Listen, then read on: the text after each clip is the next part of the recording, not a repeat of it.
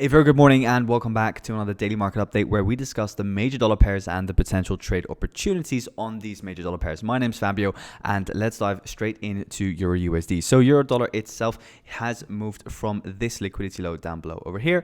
After grabbing that liquidity, we reverse back in towards the highs, and now for myself, we are inside of this next green zone, which is again liquidity. Now, if we look here at this overall kind of like trend line that we had in towards the downside, you can see that we had kind of like this first, second, third, maybe like this fourth rejection over here, but we've eventually popped up higher, grabbing all of the liquidity now above this green zone that I have over here. So from this green zone, I'm looking for a potential pullback in towards the downside, and a reason for this is also the dollar, which I'll dive into a second.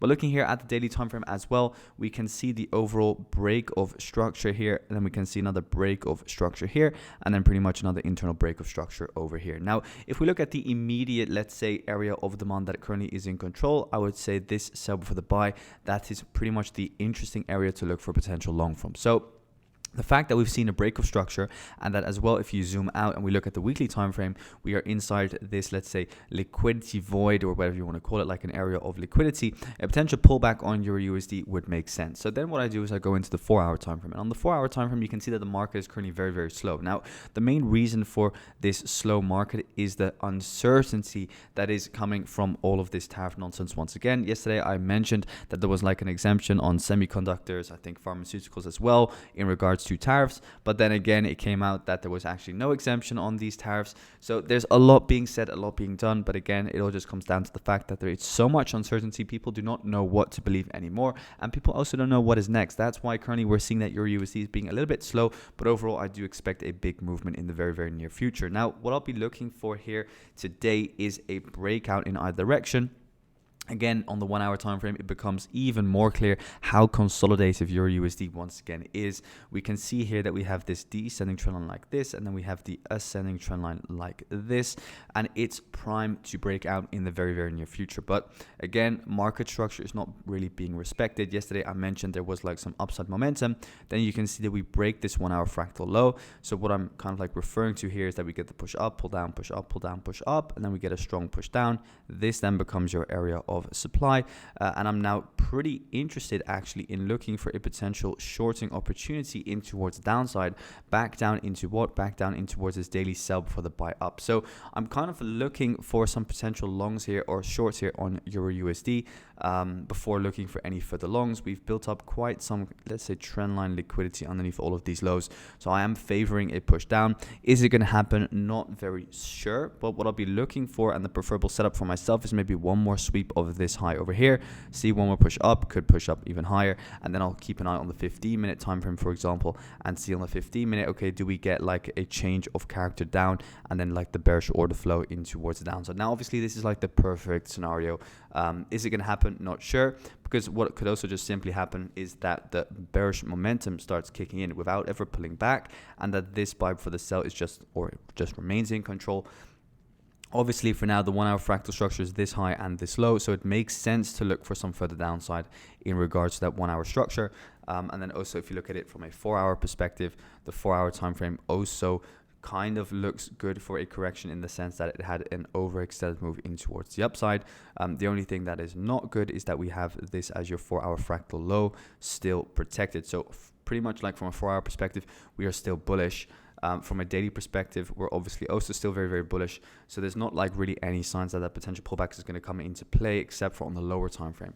But if you want like the higher probability play, that's obviously to keep looking for longs. But for longs, we would need to break the 1-hour fractal high, kind of like break the supply zone, and then see maybe like a pullback. And then I'll be looking on the 15-minute time frame for some bullish confirmation again to go long. So that's kind of like the long play at hand. We need to break this like supply zone, but as long as this supply zone remains in control, maybe see sweep and then look for that bearish momentum to kick in for a deeper correction, and then, for example, for further upside once again. And the reason that I see potential Euro USD shorts in place, so that means dollar strength, is the fact that the dollar index here on the weekly time frame especially has swept liquidity underneath 99578. So this low over here, and this low over here That's pretty much like the equal lows that we have here on the dollar. As you can see, as soon as we take out that low, you start seeing some slowdown on the dollar, as we have been seeing. So a potential pullback would not be strange. Obviously, it happens that we get these kind of like pullback phases where we have overextended move, and then we have the sideways correction.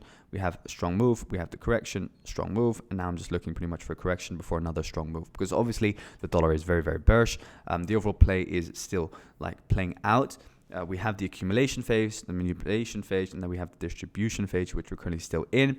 I'm still interested in for the downside, but if we look at the previous AMD play that we had here back in the days, you can also see here, take out the low, and then we did see kind of like a rebound before further downside. So I'm looking for something similar here on, again, on the dollar, maybe a pullback into, for example, this area of supply before any further downside again. Into this buy before the strong sell down. That would make a lot of sense. So a pullback is definitely possible, but it will also be dependent on the fundamentals. Do we see kind of like a slowdown in the tariffs, and what is going to be said and done in that regard? So that's what I'm looking for on the dollar overall. This week, we don't really have too much. On Wednesday, we do have the Fed speaking, so we have Powell speaking. Today, by the way, we have inflation numbers coming out for the Canadian dollar, but also tomorrow we have core retail sales, and this could also potentially start moving the dollar. But yeah, overall, that's pretty much what I'm mainly focused on. And for EURUSD, by the way, on Thursday, we also have the interest rate decisions on Thursday at 2:15 p.m. Central Eastern Time. So that's also going to cause a big move on EURUSD. So do keep that in mind. They're going to be cutting the rates, which most of the time obviously is going to result in a bearish euro. At least it is obviously going to be priced in as well, but it could cause some kind of like short-term further downside for the euro. Just keep that in mind. But yeah, I think the game plan overall for the dollar is clear. You guys know what I'm kind of looking at. We have the potential to pull back here, but on the 4-hour time frame, if we look at this, then we can see that the 4-hour is still very, very bearish, with this being a fractal high, this being a fractal low, and we're now just consolidating and moving slowly. So let's wait and see what plays out. I mean, again, as well, if you look here on the 1-hour time frame, it's just consolidating. So we can be kind of like very wise and say, aha, we have liquidity, which we do, but we also have liquidity underneath the lows. So I'll just be looking for this, and then if we get into there, then I'll be looking for dollar sells again in towards the downside. And if we see some bullish momentum whatsoever, then I'll start looking to buy the dollar short term, but long term still bearish on the dollar. Moving on into AUDUSD. AUDUSD is pushing up higher and higher. You guys know what I'm looking for next. Still looking for that further upside to take out these highs over here. For me, it's still on the weekly time frame. It's looking very, very bullish in the sense that again, it's at a higher time frame area of support. I don't see AUDUSD going a lot lower. Also on the weekly time frame, you can see a very strong rebound back in towards the upside after pretty much tapping the 0.6 level, which is just really a fundamentally such a strong level. And I'm still looking for further upside on AU for the short term. So the only thing with this kind of like a pair like AU at the moment is that it's just moving and moving and moving. So just depends, do you want to get into a move like this? Well, I mean, you can, but then just follow kind of like the overall order flow, so the sell for the buy. So maybe if it retraces into this overall sell for the buy, look for this, maybe look for liquidity to get grabbed, move into this refined demand zone, and then look for some more buys again. But I wouldn't be buying obviously here now. Then obviously you do have kind of like a short term or a close target, which are going to be these equal descending highs. Going into GBPUSD, we can see that GU is also pushing up higher. It took out the high over here. And then straight away gave us a bearish reaction. Reason for the pound strength is positive numbers here in the United Kingdom coming out this morning. So that caused some upside from the pound still. But what I'm still just looking for also on the higher time frame being the weekly is for us just to continue pushing up higher. We still have a lot of descending highs over here. The dollar is still very, very bearish. So I'm mostly just interested still in some further pound upside here on GU.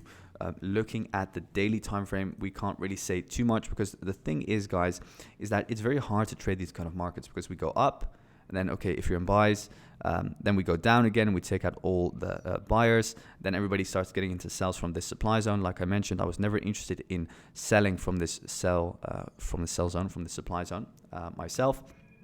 because I saw it kind of like as a fake manipulation play, which it was eventually, because we just came to take out the losses or the stop losses of those buyers, and then we came back up, and now we've taken out the stop losses of all the sellers. So it's a very difficult market to trade in my opinion, and that's why GBPUSD is kind of like not a pair that I want to trade. Also, if you look at this 1 hour time frame, it's just a little bit unclear at the moment what the actual trend is. So we could just start stalling here at resistance and just chill here, and then maybe manipulate again a little bit more, and then manipulate back up again. So overall, it is looking bullish still, and you just need to follow the dollar overall. But yeah, for now, GBPUSD is still bullish, and I'd only be interested in further buys. But I would like to see some downside manipulation first, get out some of those buyers who have been in long term. Right, so see maybe some manipulation down deeper before looking for further upside again. So that's what I'm waiting for in GU. Going into NZDUSD, we can see that NU itself has pushed up higher as well. Yeah, you guys know it's still just interested in for the longs on this thing. Still very, very bullish. Same as AUDUSD. It's at a key level of support here. So interested in looking for further buys. Going into the daily time frame, we can see that the daily is also looking good. There's not a lot to say, to be very, very honest, in the sense that, look, this sell before the buy here is your demand zone that is in control. This is a very strong demand zone. Why? Because it liquidated all of the lows here. So I'm very interested still in looking for a longer term swing up. For me, there is still a lot of descending highs here that have the potential to get taken out. So just look for a little bit of a retracement before getting into new positions. Obviously, the move up has already been made. So now we just need to see some manipulation, some lows getting killed, like some stop losses getting taken out, some stop loss trailers getting tailed out or tagged out, and then we'll look for the upside continuation once again. So buy is definitely on my radar, but we will need to wait until we see somewhat of a manipulation of those stops. Going into dollar yen next, we can see that dollar yen is at a nice area on the higher time frame. I'm looking for some potential longs. Main reason for this is because of this. The Bank of Japan is likely to put rate hike aside for now, an ex-official says. So the Bank of Japan will likely delay raising interest rates due to uncertainties from US tariff measures that could harm Japan's economy. So again, the Bank of Japan wants to see how the United States-Japan trade talks proceed before making a move, and the current environment is not suitable for promoting further yen appreciation with monetary policy. So what you need to understand is that a rate hike, guys, is when interest rates go up. When interest rates go up, a currency becomes more attractive to invest in because you get a higher return on your money in that specific economy, making the Japanese yen stronger. So when the Japanese economy delays, or when the Central Bank of Japan delays those interest rate hikes and they do not push up the interest rates, that means that it is very likely that the Japan or the Japanese yen will depreciate further, and therefore it makes sense to look for dollar yen longs, because again the yen becomes weaker against the dollar is kind of like the theory. So looking for potential longs here on dollar yen. We're in a nice area here on the daily time frame, in the sense that we have a daily demand zone here. Obviously we've kind of like spiked below it, but still, if you look at this from, let's say, a weekly perspective, then you have this weekly sell for the buy. So we're inside of a weekly demand zone. So I'm very interested to look for a potential pushback up again going into the daily time frame. Obviously, though, the overall momentum is still bearish, so you need to kind of like be a little bit safe with how you take this position. But let's see if we have anything on the 4 hour. So yeah, on the 4 hour time frame, what do we have over here? We have do we have the fractal low break? Let me see. This low here is 881. This low is 882. Yeah. So here we have the fractal low break, meaning this is now the fractal high break, meaning this is now your fractal low. This is now your fractal high. So yeah, it makes sense to look for dollar yen longs. So I'm interested in USDJPY longs here, guys. So looking for further upside from this. With pretty much the first target being this high over here. So looking for some further upside on dollar yen for the fundamentals, but also from the technicals, it makes sense. It's just at a higher time frame area of support over here, where traditionally dollar yen has been bought up higher around that 140 level. And then last of all, we have, of course, gold. So gold again has been pushing up higher. Yesterday, just a bearish candle, a very small and weak bearish candle, looking for a deeper correction in towards the downside.